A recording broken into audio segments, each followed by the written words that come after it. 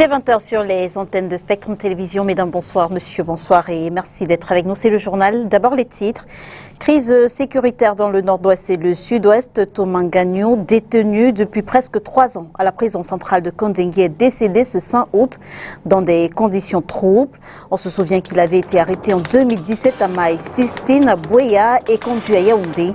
Ses avocats dénoncent une violation des droits du décédé. Et puis, déjà 7 morts dans la centaine de Camerounais bloqués en Inde depuis le début de la pandémie Covid-19. C'est moi qui crie à l'aide sans aucune réponse du gouvernement camerounais. Ce soir, nous recevons sur le plateau du 20 h Michel Bissek. Il était lui aussi bloqué en Inde mais a pu regagner la terre patrie. Il nous dira comment. Mesdames, bonsoir. Monsieur, bonsoir et merci d'être avec nous. 20 h sur les antennes de Spectrum Télévision, c'est le journal. Crise sécuritaire dans le nord-ouest et le sud-ouest du Cameroun. On vous le disait en titre, Thomas Gagnon, détenu depuis presque 3 ans à la prison centrale de Kondengui, c'était Yaoundé, est décédé ce 5 août dans des conditions troubles. On se souvient qu'il avait été arrêté en 2017 à Maï 16 à Bouéa et conduit à Yaoundé. Ses avocats dénoncent une violation des droits du décédé, d'autant plus qu'il était toujours en attente de son jugement. Olivier Bouzik. L'image fait le tour des réseaux sociaux depuis le 5 août et affole la toile. Ancien pensionnaire de la prison centrale de Yaoundé, Thomas Gagnon Tangem est décédé, menotté à son lit d'hôpital. La nouvelle de son décès a été rendue publique par l'équipe de communication des leaders séparatistes détenus dans la même prison. Selon Maître Nicodemus Amongwa, leur avocat, Thomas Gagnon Tangem agonise en effet depuis plusieurs mois sans recevoir de soins. M. Tangem est malade depuis 5 ans à la prison centrale de Kondengui. Les autorités ont refusé de lui donner l'accès pour les soins adéquats. Et puis, on l'a fait sortir de la prison quand lui il était déjà presque fini. Bon, M. Tangem est sorti dans un état de comatose, on dit en anglais. Hier, il y a eu un petit mouvement d'humeur à Kondengui à cause de ça. Le régisseur n'a pas eu honte de faire déclarer aux gens qu'on appelle les prisonniers de conscience empoisonnés des Southern Camerounais. Ils se sont soulevés, il les a dit qu'ils n'étaient pas au courant que l'état de santé de M. Tangem était aussi dégradé. Accusé d'être l'un des instigateurs d'un mouvement ayant provoqué la crise anglophone, il a été interpellé le 3 juillet 2017 à son domicile à Bouéa dans des conditions controversées. Pour son avocat, les droits de Thomas Gagnon ont été bafoués. Il a été gardé incommunicado pour des mois avant que sa famille était au courant. M. Tangem passait toujours au tribunal avec des multiples renvois. Il bénéficiait toujours des présomptions d'innocence. Ça veut dire qu'un jour, il pouvait même quitter le Kondengui parce que le fait qu'on l'a accusé, on ne voyait rien dedans. Il est ni loin, ni près d'être avocat ou enseignant. Et c'est comme ça que la plupart de nos clients qu'on a arrêtés dans le nord-ouest ou le sud-ouest, ils sont la plainte à Kondengui. Comme Thomas Gagnon Tangem, des dizaines de prévenus dans le cadre de la crise anglophone sont toujours en détention préventive dans plusieurs prisons camerounaises. En attendant leur jugement, 9 des leaders de la contestation anglophone, dont Sissoko Ayoktabe, ont déjà été condamnés en 2019 à la prison à vie, assortie d'une amende collective de 250 milliards de francs CFA. Et toujours à Yaoundé, la gendarmerie nationale a mis la main sur un réseau de présumés bandits qu'elle a présenté à la presse ce jeudi 6 août 2020. Selon les informations recueillies lors de cette présentation, ces présumés bandits seraient spécialisés dans le vol en circuit et l'un de leurs derniers forfaits est le vol d'un Caterpillar à l'entreprise chinoise Chek à Baganté, c'est dans la région de l'Ouest. Un réseau de malfrats démantelé. Ces derniers sont spécialisés dans le vol d'engins sur les grands axes routiers au Cameroun. Leur dernière moisson, ce Caterpillar transporté par un porte-char dit de location récupéré par les éléments de la gendarmerie nationale. Les faits remontent au 25 juillet 2020. Le 25 juillet 2020, aux environs de 9 h, nous avons été saisis par le commandant de compagnie de gendarmerie de Banganti, qui nous informait de ce qu'un engin a été volé à la société chinoise chargée pour la réalisation du tronçon routier Banganté-Bafoussam. Aussitôt reçu cette information, nous avons rendu compte à la hiérarchie qui nous a instruit d'aller immédiatement sur le terrain renforcer nos patrouilles afin de mettre main sur l'engin nouvellement volé à Banganté. Une fois le matériel volé, ceux-ci ont vite fait de trafiquer tous les documents représentant l'identité de l'engin et ont soi-disant revendu celui-ci tantôt à 55 millions, tantôt à 5 millions. Pourtant, l'entreprise chinoise Chek l'a acquis à 292 millions de francs CFA. Disons que c'est vers Komotou, récemment, juste avant la traversée du pesage routier, que ces hors-la-loi sont interceptés. Au bout d'une première enquête, voici ce qui en ressort. L'engin a été dérobé dans le but d'être vendu à un particulier qui n'a pas d'affinité avec la société chargée de la réalisation du tronçon routier Banganté-Bafoussam. La destination de l'opération du détournement de l'engin était Yaoundé, après Yaoundé, Douala. Parce qu'il y avait des équipes qui sont venues de Douala et d'autres équipes qui attendaient l'engin à Yaoundé. Au cours de notre enquête, nous avons pu mettre main sur le véritable mise en cause qui est M. Ko Luc Richard Dipanda. Pour l'instant, c'est au total 9 personnes qui sont entre les mains de la gendarmerie nationale. Un vol d'un tout autre genre qui mérite d'être porté à l'attention du grand public. Et c'est l'occasion pour nous de rassurer toute la population, et les uns les autres, sur le fait que la toile de la gendarmerie nationale est résolument étendue. Et nous travaillons au quotidien pour traquer les malfaiteurs de tous bords sur la route et dans les quartiers. Nous faisons non seulement la police de la route, mais nous faisons aussi et surtout dans le contexte qui est le nôtre, la police en route. Donc nous remercions le haut commandement qui a mis à notre disposition dans le cadre de cette enquête particulière tous les moyens pour que nous puissions nous déployer à Yaoundé, dans les périphéries, à Douala, à Baganté, pour traquer les mises en cause. Dans cette affaire, l'enquête se poursuit. Et puis le monde commémore ce 6 août le 75e anniversaire des bombardements d'Hiroshima et de Nagasaki. Pour démontrer sa solidarité aux victimes, la Ligue internationale des femmes pour la paix et la liberté a choisi cette date afin de mobiliser les acteurs nationaux autour du processus de ratification du traité sur l'interdiction des armes nucléaires par le Cameroun. Cela fait exactement 75 ans que la bombe atomique a été larguée à Hiroshima et Nagasaki. Et jusqu'au jour d'aujourd'hui, il y a encore des victimes qui en souffrent.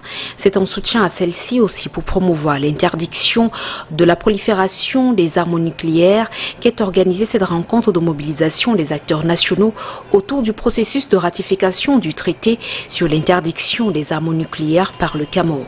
Le Cameroun s'est beaucoup activé sur ces questions. La preuve, c'est qu'il avait donné, en 2016, le Cameroun a donné son feu vert pour que le traité puisse être adopté. Ça a été adopté en 2016. Maintenant, nous sommes à la phase de la ratification. Donc, le plaidoyer que nous menons actuellement, c'est pour que le Cameroun ratifie effectivement le traité. Et actuellement, au niveau du monde, il y a 40 États qui ont déjà ratifié le traité. Mais pour que le traité puisse entrer en vigueur, il faut qu'il y ait 50 États. Donc, ce que nous faisons, c'est booster notre pays afin qu'il puisse continuer ce qu'il a commencé. Un processus en cours, car il faut le dire, au niveau international, le gouvernement camerounais a encouragé l'adhésion universelle au traité en appelant les États à y adhérer le plus tôt possible. En 2016, le pays a voté pour la résolution qui a établi le mandat pour les États d'entamer les négociations historiques en 2017 sur un instrument juridiquement contraignant visant à interdire des armes nucléaires en vue de leur élimination totale. Au niveau national, le Cameroun a adopté en 2016 une loi nationale sur le régime régime des armes et munitions qui inclut l'interdiction des armes nucléaires. Compte tenu du soutien connu du Cameroun à l'interdiction des armes nucléaires, la signature et la ratification du traité sur l'interdiction des armes nucléaires n'impliquent pas de nouvelles obligations pour le pays de Paul Biya. Dans ce contexte, l'on peut se demander pourquoi le Cameroun n'est pas encore État partie au traité. Actuellement, la traite compte 40 États partis et n'entrera en vigueur qu'après 50 ratifications. Covid-19, déjà 7 morts dans la centaine de Camerounais bloqués en Inde depuis le début de la pandémie. 5 mois qu'ils crient à l'aide sans aucune réponse du gouvernement camerounais. Ce soir, nous recevons sur le plateau du 20h Michel Bissek. Il était lui aussi bloqué en Inde, mais a pu regagner la terre patrie. Bonsoir, Monsieur Bissek, et merci d'être sur STV. Bonsoir, Madame Ganzel. Merci de me recevoir à STV. Alors, hier, on a enregistré un nouveau décès au rang des Camerounais qui sont toujours bloqués dans ce pays, je le disais. 7 décès déjà. Vous avez certainement vécu lorsque vous étiez encore bloqué en Inde les 6 premiers décès. Qu'est-ce qu'on se dit à chaque fois qu'un Camerounais décède dans cette situation et qu'on est, nous aussi, plongés au cœur même de la dite situation? Mais disons qu'il faut rectifier un peu en disant qu'il y a 6 morts. Le 7e mort est un résident permanent qui est de la collectivité camerounaise. La communauté camerounaise à New Delhi, M. Fosso qui est mort hier. Oui. Et les 6 autres sont morts en fait de stress et de doute parce que depuis le 17 mars, il y a un lockdown total en Inde où on est confiné dans la chambre du matin au soir, on ne peut pas manger, on ne peut pas vivre. Et quand on vient vous dire qu'il y a encore un mort, on se dit qui sera le prochain? Est-ce que ce sera pas moi? Est-ce que ce sera pas les autres? Et c'est dans une tristesse. Et quand on essaie de se retrouver à 3 à 4 parce que l'Inde c'est un continent, on ne peut pas se regrouper, ce n'est pas un petit pays, c'est un pays continent, on est à 2000 km les uns des autres parfois, on était une trentaine à Mumbai, il y avait 34 à New Delhi, il y avait 5 à Hyderabad, il y avait 6 à Bangalore, donc on est à 3000 km les uns des autres, on est quand même solidaires parce qu'on a un groupe, un forum WhatsApp qui nous permet de vivre. Vous justement, comment est-ce que vous avez pu regagner le Cameroun? Disons que nous sommes au Cameroun aujourd'hui parce que nous avons... Vous êtes là depuis combien de temps déjà? Nous sommes là depuis mercredi à 2 h du matin. Parce que l'ambassade de Guinée à New Delhi a accepté de nous mettre dans un charter qu'ils organisaient pour aller à Addis Abeba. Mais il fallait payer 1350 $ pour arriver, c'est-à-dire à peu près 7 fois le prix, quoi. Donc tous les Camerounais peuvent se payer cela. Combien sont descendus au pays avec vous? Nous sommes redescendus au pays à 26 à peu près. 26 Camerounais qui sont descendus, revenus avec nous au pays. Depuis combien de temps déjà vous lancez ces appels à l'aide en direction du gouvernement camerounais? Disons que si nous ne demandons pas une aide au gouvernement camerounais, c'est un devoir régalien, voilà. C'est un devoir régalien de l'État. Et l'État ne savait pas combien de Camerounais il y avait en Inde à la date du 5 mai.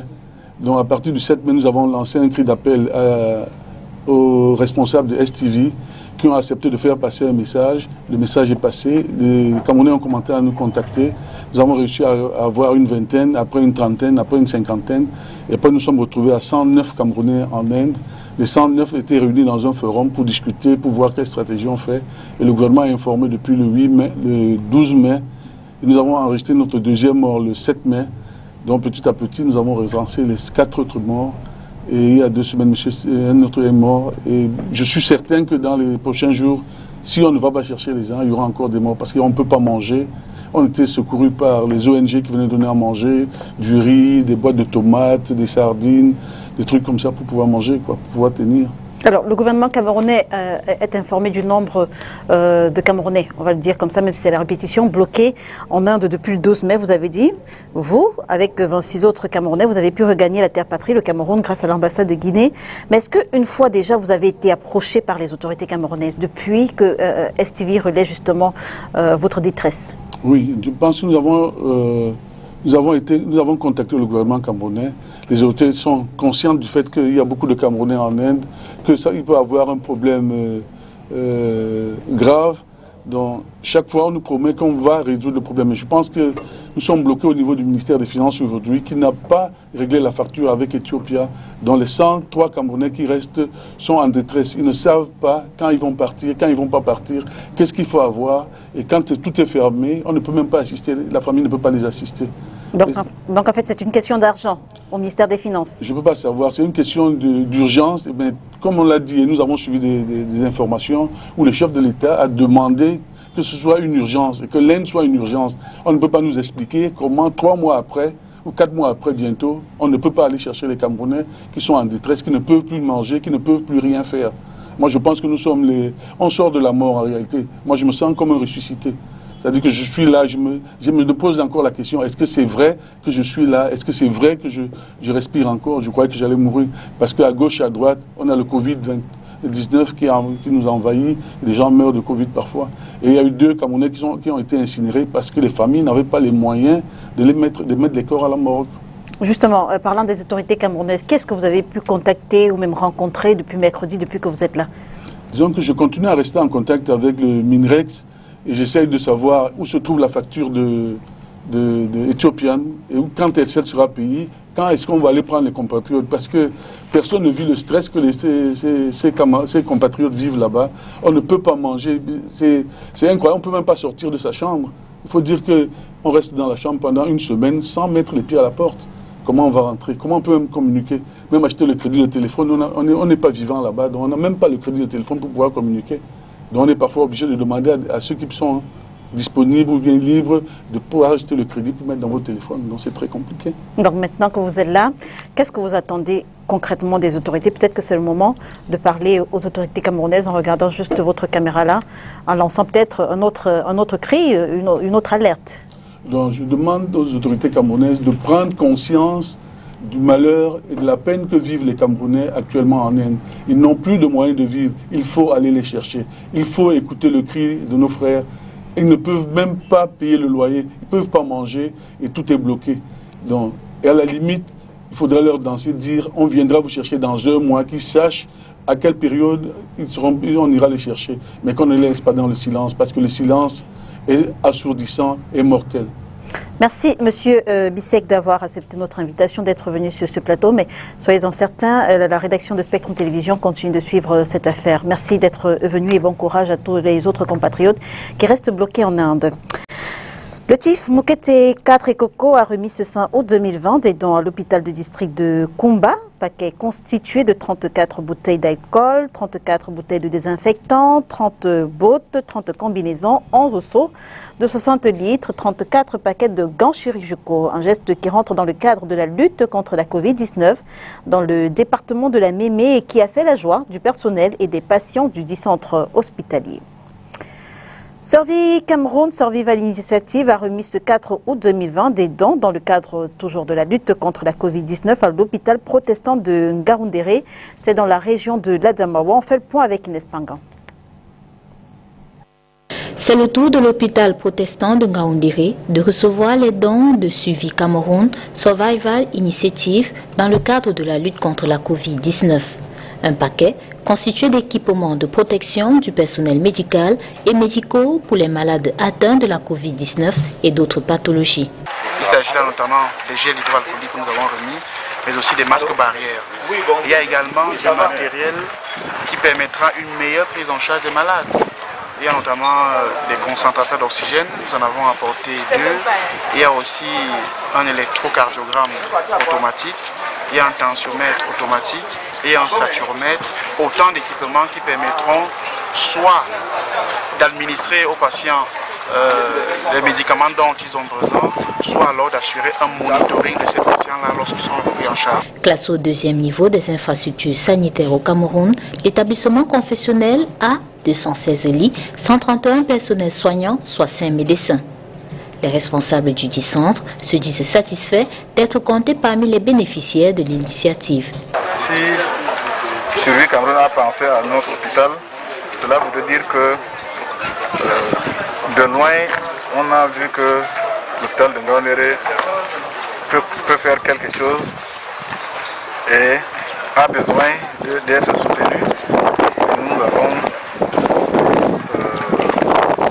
sommes parfaitement satisfaits et nous nous sentons honorés. La remise de dons a lieu ce 4 août 2020 à Ngaoundéré, chef-lieu de la région de l'Adamawa. Le même exercice a déjà été fait dans d'autres villes, entre autres Douala, Fumban et Bertois. Et puis ce jeudi 6 août 2020, l'hôpital La Quintini de Douala respire un air de désinfection. La dite opération permet aux responsables d'assainir les lieux et par ricochet de rassurer les patients qui veulent se faire consulter, interner ou même soigner sans risque de contamination. Dans la même lancée, le gouvernement et le ministère de la Santé publique ont mis en place 2 autres centres d'isolement de l'hôpital La Quintini, à savoir le stade Mbappé-Lépé et celui de Yassa. Ceci afin d'éviter les rencontres entre les malades contaminés et les asymptomatiques. Écoutons à ce propos le nouveau directeur par intérim de l'hôpital La Quintini de Douala, le docteur Noël Emmanuel Essomba. Vous venez certainement d'assister à la 2e phase de la désinfection des services de l'hôpital La Quintini qui vise à rassurer toutes les populations sur le fait que les mesures prises par le gouvernement sont désormais effectives. Notre unité de prise en charge, celle qui est logée à l'intérieur de l'hôpital La Quintini, qui est isolée de l'hôpital La Quintini, il faut le préciser une fois de plus, est un site de prise en charge des cas graves, des cas qui nécessitent une réanimation accrue, donc qui nécessitent ce que nous appelons une intubation avec des respirateurs. Et ça a une capacité de 22 lits. Les autres sites, notamment celui de Mbappé-Lépé, qui prend en charge des patients, on va dire, légers à modérés, a une capacité, je pense, 178 lits. Et le site de Yassa, comme vous le savez tous, a une capacité de près de 450 lits. L'épidémie de choléra qui sévit à Douala et qui a déjà fait 44 morts depuis le début de l'année. Le ministère de la Santé publique a lancé une campagne de vaccination le 1er août dernier. Un point de presse a été organisé ce jour pour annoncer le lancement officiel de la dite campagne dans 4 districts de santé du Vouri. Ce sera demain 7 août 2020. On note que la dite campagne va justement courir jusqu'au 14 août prochain. Éducation, les épreuves écrites du DCE, Ordinary et Advanced Level, ont débuté ce jour sur l'ensemble du territoire national. En plus des mesures barrières contre la Covid-19 respectées dans les centres d'examen, des observateurs du DCE Board sont présents pour s'assurer de ce qu'il n'y ait pas de fraude. Les épreuves ont été lancées à 8 heures précises avec la matière économique. Et cet examen s'achève le 26 août prochain avec les épreuves de philosophie. Au centre du lycée bilingue de Deido que nous avons visité, 284 candidats ont été enregistrés pour les DCE et O level. Élu local d'Afrique, Session du Cameroun organise un atelier de renforcement des capacités des femmes mères du Cameroun. Le dit atelier se tient depuis hier et ira jusqu'au 7 août. C'est dans la capitale politique du Cameroun. L'ouverture des travaux a été coprésidée par le ministre de la Décentralisation, Georges Elanga Obam, et la présidente d'honneur, Célestine Ketcha-Cortez. Les 360 communes que compte actuellement le découpage du territoire camerounais, plus de 10% sont entre les mains expertes des braves femmes. Ce ratio, bien que faible, indique bien la marche progressive du genre dans la gestion des affaires.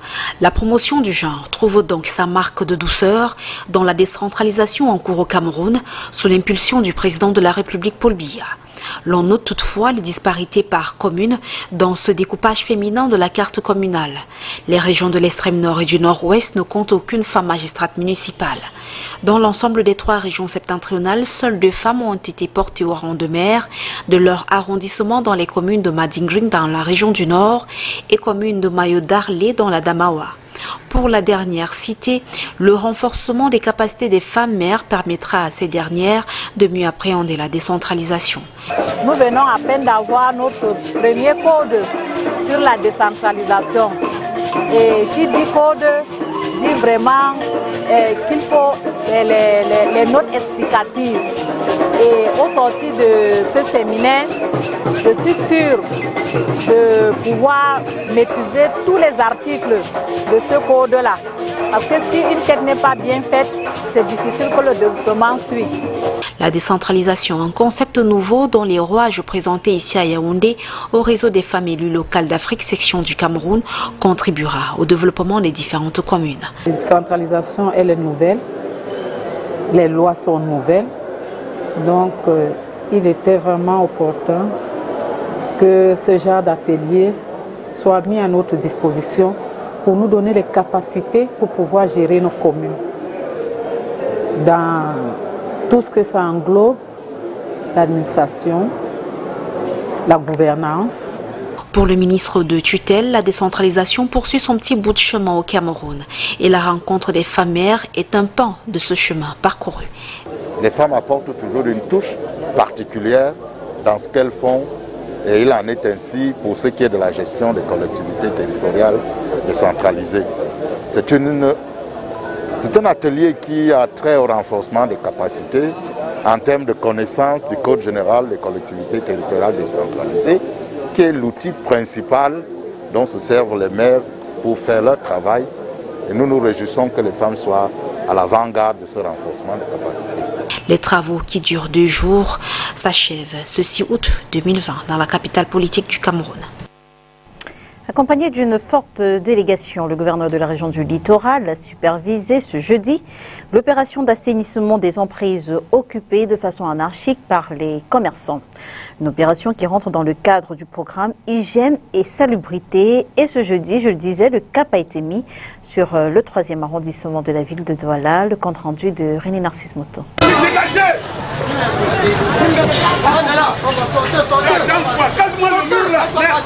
Voici ce à quoi s'exposent ce jeudi 6 août 2020 les inciviques à l'entrée est de la ville de Douala. Nous sommes au lieu dit Total Colbon dans le 3e arrondissement. Ici, le message est clair, il faut libérer les emprises. Cet espace tient lieu de dessert pour le complexe sportif de Japoma. Aux commandes, le gouverneur de la région du Littoral. Nous sommes ainsi venus dégager toutes ces occupations anarchiques pour que nous puissions étendre ces disciplines au niveau des autres centres commerciaux. Présent en ces lieux pour cette opération qui rentre dans le cadre de la journée d'hygiène et de salubrité, le maire de la ville. Pour le porte-étendard de la collectivité locale décentralisée, l'exercice de ce matin épouse le programme initié par la ville qui consiste à déguerpir ceux qui occupent anarchiquement l'espace public. Non seulement on va libérer les trottoirs, les abords de trottoirs, ceux qui ont construit légalement, mais nous allons assurer une veille permanente avec des patrouilles de la police municipale qui vont sillonner plusieurs fois par semaine ces actes et rappeler aux uns aux autres qu'il faut qu'ils dégagent la chaussée, il faut qu'ils dégagent le trottoir. Les récalcitrants, vous avez visité hier au conseil de la communauté urbaine, les récalcitrants se verront infliger des amendes. Cette opération fait suite au lancement hier par la ministre du Développement urbain et de l'Habitat du concours de la plus belle ville pour les 3 qui doivent abriter le Chan, à savoir Douala, Yaoundé et Limbé. C'est avec ce reportage de René Narcisse Moto que nous mettons un terme à ce 20h. Mesdames et messieurs, merci de nous avoir suivis. On se retrouve demain 20h sur les antennes de Spectrum Télévision, si bien sûr Dieu le veut. Bonsoir. C'est Ruel qui abrite